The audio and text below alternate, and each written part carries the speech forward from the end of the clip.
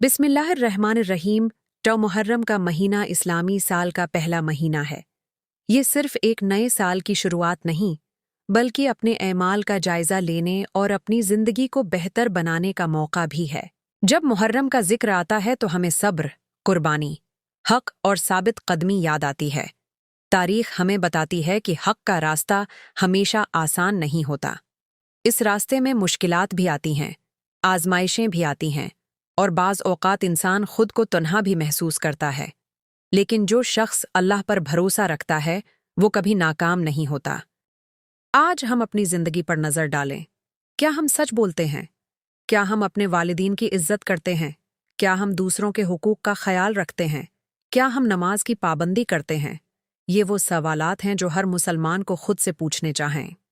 मुहर्रम हमें ये सबक देता है कि हालात जैसे भी हों, इंसान को हक और अच्छाई का साथ नहीं छोड़ना चाहिए। मुहर्रम अगर हमें पूरी याद दुनिया दिलाता है एक तरफ हो कि हक के और लिए सच खड़ा दूसरी होना तरफ, आसान नहीं तो होता। एक मोमिन का मकाम करबला सच में के साथ इमाम होता है। हसैन ने सब्र और आज के दौर कुर्बानी में की बहुत वो से लोग मिसाल कामयाबी कायम के की पीछे भाग रहे जो हैं। क़यामत तक जिंदा कुछ लोग रहेगी। दौलत को ये कामयाबी महीना समझते हैं, हमें कुछ सिखाता है शहरत को कि और जुल्म कुछ के ताकत सामने को। झुकना नहीं, लेकिन इस्लाम बल्कि हमें सच के सिखाता है साथ कि डट असल जाना ही कामयाबी अल्लाह असल की ईमान रज़ा है। हासिल करना है। अगर हमारे पास दुनिया की हर नामत हो लेकिन अल्लाह हमसे राज़ी ना हो तो हम कामयाब नहीं। और अगर दुनिया में मुश्किलात हों लेकिन अल्लाह हमसे राज़ी हो तो हम कामयाब हैं। मुहर्रम का पैगाम सिर्फ तारीख सुनना नहीं, बल्कि अपनी ज़िंदगी बदलना है। अगर हम झूठ बोलते हैं तो सच बोलना शुरू करें। अगर हम नमाज में सुस्ती करते हैं तो नमाज की पाबंदी करें। अगर हम लोगों को तकलीफ पहुंचाते हैं तो उनसे माफ़ी मांगें। अगर हमारे दिल में किसी के लिए नफ़रत है तो उसे ख़त्म करने की कोशिश करें।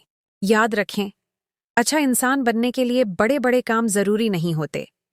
एक मुस्कुराहट, एक अच्छा लफ्ज़, किसी की मदद करना, वालिदीन की खिदमत करना और अल्लाह की इबादत करना भी अजीम एमाल हैं।